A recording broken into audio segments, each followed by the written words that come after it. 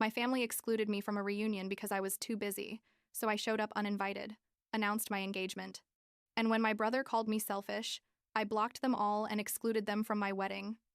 Now, my mother's crying at my door, but it's too late. I'm 29 years old. I work as a freelance graphic designer from home, and honestly, I never thought the day would come when my own family would make me feel like a complete stranger. But, well, here we are. The thing is, I always knew my family didn't quite understand what I do. You know, because I don't have a 9-to-5 office job with a boss and a paycheck every 2 weeks. But I never imagined they'd go as far as basically erasing me from their lives. I guess I should start from the beginning, so all of this makes sense. I grew up in a pretty traditional family. I mean, my dad worked in finance. My mom was a teacher until she retired. And from when I was little, there was always this unspoken but super present expectation that we were all going to follow a certain path in life. My brother Zachary, who's 3 years older than me, perfectly followed the script. He got married at 28, got a marketing job at a big company, bought a house in the suburbs, and had 2 kids before turning 35. My sister Melissa, who's 32, also did everything by the book. She studied engineering, married another engineer, they bought a nice house, and were expecting their second child when all this happened. And then there was me, the weird one in the family, I guess, who decided to study graphic design. Turned down several job offers at companies because I wanted the freedom to work on my own, and who had been living with my boyfriend David for 5 years with no immediate marriage plans because we just didn't feel the rush. Things had always been a bit tense at family gatherings, truth be told. My mom, Nancy, always asked me when I was going to get a real job, and when I explained that my clients paid me well and I was happy with my career, she kind of nodded, but you could see in her eyes that she didn't believe me or thought I was wasting my life. Zachary and Melissa didn't help much either. There were always these passive-aggressive comments like, "Must be nice to work in pajamas all day," or, "When are you going to settle down and have kids like normal people?" I tried not to take it personally, you know? I thought they'd eventually see that I was happy, and that my life worked perfectly fine, even though it was different from theirs. Everything exploded like 6 months ago. I was checking Instagram on a Saturday morning, having coffee in my living room while David was still sleeping, and suddenly I see that my cousin Claire had posted a story from my parents' backyard. There were balloons, there was a table full of food, there were people I recognized, and basically it was a complete family reunion. A family reunion that I had no idea was happening. I just sat there staring at the screen like an idiot, going through the stories over and over, seeing my whole family there together, laughing, eating, having a good time, and I didn't even know the event existed. I felt like I'd been kicked in the stomach. No joke. My chest physically hurt. I called my mom immediately, my hands shaking as I dialed her number, and when she answered, I could hear people noise in the background. I asked her what was going on, why there was a family reunion and nobody had told me anything, and there was this super awkward silence before she started with the excuses. She told me they'd planned everything very quickly, that they didn't think I'd want to go because I was always so busy with my projects and my clients, that they assumed I wouldn't have time.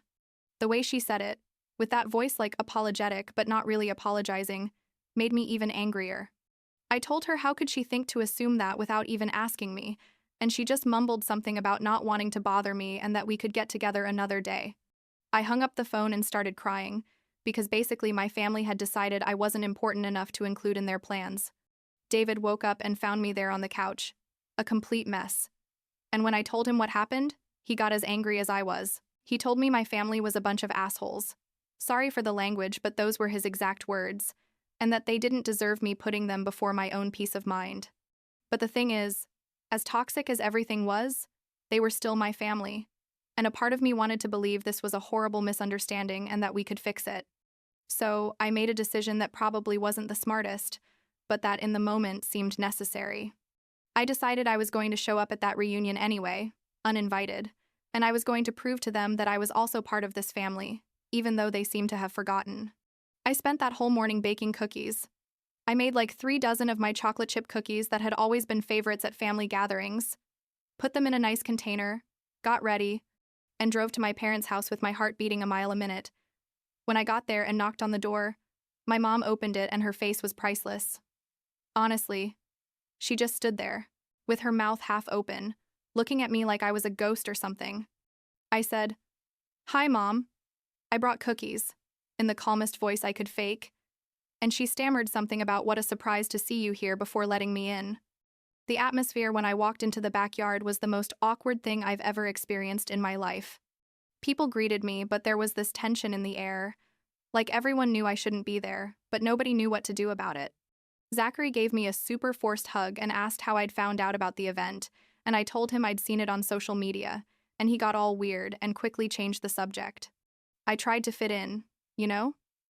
I talked to my aunts and uncles, played for a while with Zachary's kids, offered my cookies, which, by the way, almost nobody ate, which was another blow to the ego, and basically did everything possible to act like nothing weird was happening. But I could feel the stares, the whispers, when they thought I wasn't listening, and it was obvious that my presence there was making everyone feel uncomfortable. The situation reached its peak when Melissa decided to make an announcement. She stood in the middle of the backyard, asked for everyone's attention, and with a huge smile announced she was pregnant with her second child. Everyone exploded in applause and shouts of happiness. They ran to hug her. My mom started crying from emotion, and basically it was this huge celebration. And I was happy for her too. Seriously. I went over to congratulate her and hugged her. But there was this little voice in my head saying, "Wait to see how they react to your news." Because it turns out I also had important news to share. David had proposed to me 2 weeks earlier, in a super intimate and perfect moment during a weekend we spent at the beach, and I'd been waiting for the right moment to tell my family. I thought this reunion, despite everything weird, could be that moment.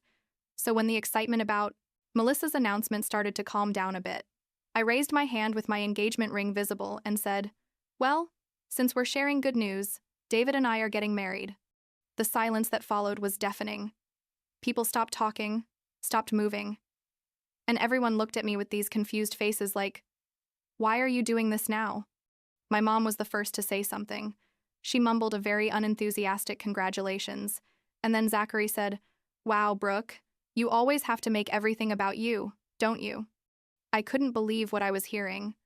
Melissa joined in and said it was typical of me to show up uninvited and then try to steal her special moment with my announcement. I told her I wasn't trying to steal anything from anyone, that I just wanted to share my happiness with my family like she had just done, but it was like talking to a wall. Zachary started listing all the ways I was selfish, saying I'd always been the problem child, that I could never just behave like a normal adult, that my lifestyle was an embarrassment to the family, and something inside me broke in that moment. All the frustration, all the pain of feeling rejected for years, everything came out at once. I told them I knew perfectly well they hadn't invited me on purpose, that this hadn't been an oversight or a matter of assuming I was busy, but that they simply didn't want me there because I didn't fit into their perfect image of what a successful family should be. I told them I was sick of them treating me like my career wasn't valid just because I worked from home and didn't have a boss, that I was sick of the comments about when I was going to settle down as if my current life wasn't completely valid and happy, and that it was pathetic they couldn't genuinely be happy about my engagement when I had just sincerely congratulated Melissa on her pregnancy. My mom tried to calm me down, telling me I was exaggerating and being dramatic, but I was already in "I don't care anymore" mode. I grabbed my cookie container, told them it had clearly been a mistake to come, and left without looking back. I could hear my mom calling me as I got in the car, but I didn't stop. The days after that were strange and painful.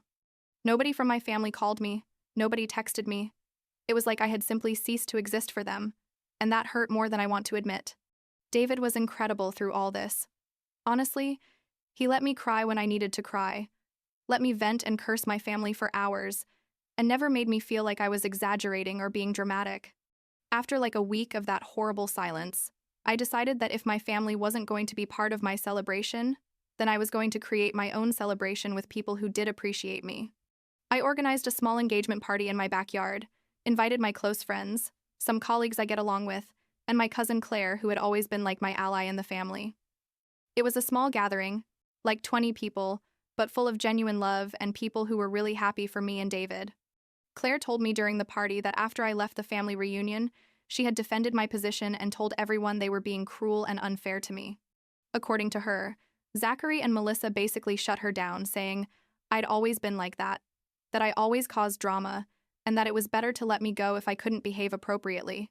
My mom apparently didn't say anything to defend me, just nodded and changed the subject. Hearing that broke my heart again, But it also made me realize these people really didn't deserve my emotional energy. The party was beautiful. David and I danced, ate cake, and for a few hours I could forget about all the family drama. I posted some photos to Instagram, not to rub anything in anyone's face, but because I genuinely wanted to document that happy day. But I guess my family saw it because the next day I got a furious call from my mom. She asked me how I dared to have an engagement party without inviting them. That it was her right as my mother to be there. That I was embarrassing her in front of extended family. I told her, "Now you know how it feels to be excluded from something important," and she started yelling that I was ungrateful and that after everything they'd done for me, this was how I repaid them. I asked her what exactly they'd done for me lately, besides make me feel inadequate and unwelcome, and she didn't know what to answer, just hung up the phone. Things escalated even more when someone, I'm not sure who, but it was probably Zachary, created a family group chat that I was included in, but only so they could throw accusations at me. The messages started coming one after another, basically blaming me for tearing the family apart, saying I was the one creating all this drama, and that I'd always been like this, since I decided to go freelance and live an unconventional life. And Melissa wrote a super long message about how my selfishness was affecting the whole family, and that I should apologize to everyone for my behavior at the reunion. I read it all, every message full of venom, and instead of responding with words, I decided to respond with facts. I uploaded to the chat screenshots of the Instagram story that had originally shown me there was a reunion I wasn't invited to. Uploaded screenshots of old conversations where my mom and siblings made disparaging comments about my career and basically exposed all their hypocrisy. I told them it was fascinating how now I was the dramatic and problematic one when they'd spent years making me feel less than, and that if they wanted to play the game of who's the victim here, I had evidence of years of their toxic behavior. After that, I blocked each one of them on all platforms. Phone, social media, email, everything. I needed that space to heal, and I wasn't going to get it if I remained exposed to their constant negativity. David and I started seriously planning the wedding after that, and from the beginning we decided it wasn't going to be a big traditional wedding because honestly, who were we going to invite? His family is small but loving, and from my side it was only going to be Claire and maybe a couple more cousins I'd always gotten along with. I didn't invite my mom, didn't invite Zachary, didn't invite Melissa, and at first I felt guilty about it because, those ideas are so ingrained in your head that family is the most important thing and that a wedding without your parents and siblings is sad and weird. But then I'd think about how they'd made me feel, how they'd excluded me first, and the guilt would turn into determination. My mom found out she wasn't invited to the wedding like 2 months later. I don't know how because I hadn't told her anything. But probably Claire mentioned something accidentally or someone saw something on social media. She showed up at my house on a Sunday afternoon, without warning, knocking on the door like crazy. David asked me if I wanted him to answer, but I told him no, that this was something I had to do myself. I opened the door and there she was, with tears in her eyes, saying she couldn't believe her own daughter was going to exclude her from the most important day of her life. I told her it was ironic she was talking about exclusion, considering she'd excluded me from a complete family reunion without even blinking. She tried the usual speech, that had been different, that she was my mother and deserved to be there, but I was no longer willing to hear more excuses. I told her that if she really had wanted to be part of my life, she would have defended my career when my siblings attacked it. She would have celebrated my engagement with the same emotion she celebrated Melissa's pregnancy. She would have called after the reunion to apologize instead of staying silent waiting for me to come crawling back. I told her that a mother who really loved me, I wouldn't have made me feel inadequate for living my life differently than she expected. She stayed quiet, had no arguments, and after a moment just mumbled that someday I was going to regret all this and left. I haven't heard from her since. It's been like 2 months already. The wedding is in 3 weeks and I'm excited, nervous, happy, all at the same time. It's going to be small, like 50 people, in a beautiful botanical garden we found, and every person who's going to be there is someone who genuinely is happy for us and supports us. Claire is going to be one of my bridesmaids. My closest friends are going to be there. David's family has welcomed us with open arms, and honestly, I feel like I'm finally surrounded by my real family, which turns out to be the family I chose instead of the one I got by blood. There are still moments when I feel sad about how things turned out. I'm not going to lie. Sometimes I wonder if I made the right decisions or if I should have tried harder to fix things. But then I remember how I felt before, always trying to prove I was worth it, always feeling like I wasn't enough. And I realized this was necessary. David told me something a few days ago that really got to me.